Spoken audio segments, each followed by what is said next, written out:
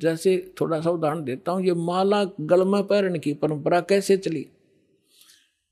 जब भक्ति किसी भी युग में कभी प्रारंभ हुई थी, परमात्मा आते हैं, थोड़ी बहुत भक्ति वो स्टार्ट कर जाते हैं, चाहे प्रथम मंत्र की ही थी, तो उस माला से जाप किया करते थे।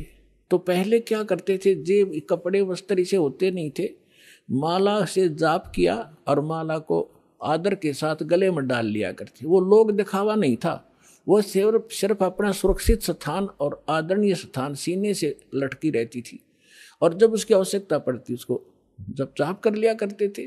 तो जिसके गले में माला होती वो जाप करते थे, तो बगैर मर्यादा के उन मंत्र करने वालों से अगर किसी को दुआ निकल गई वो सफल होगी। तो गृहस्थी आदमी ने को किसी ने आशीर्वाद दे दिया, उस माला वाले ने, जाप करनी ने, तो उसको लाभ हो गया, तो उनकी पूजा शुरू होगी, अपने घर घर बुलाने लगे।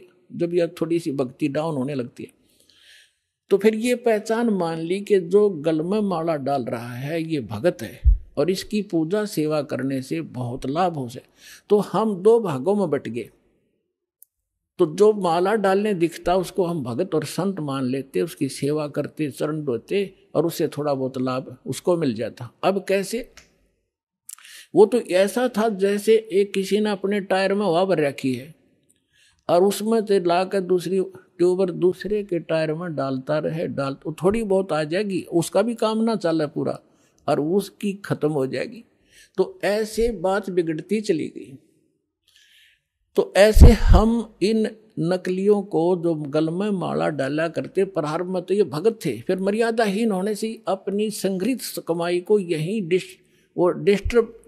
डिस्ट्रॉय कर जाया करते थे और दोनों यहीं के यहीं रह जाते थे। तो इस प्रकार ये माला का प्रचलन चला था।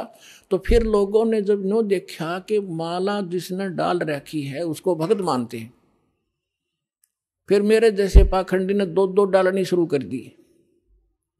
तो क्या कहा करता, को पूछता भाई दो क्यों डाल रखी है भगत जी, के दोनों हाथों जप्या करूं मैं।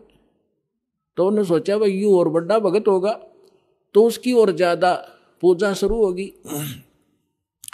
तो जिसने फिर तीन तीन चार चार डालनी शुरू कर दी, तो चार आले ने ज्यादा पसंद करने लग गया आम बोले भगत। तो न्यू भट्ठा बैठ गया। एक आश्रम के अंदर कुछ भगत, वो गांव वालों ने एक आश्रम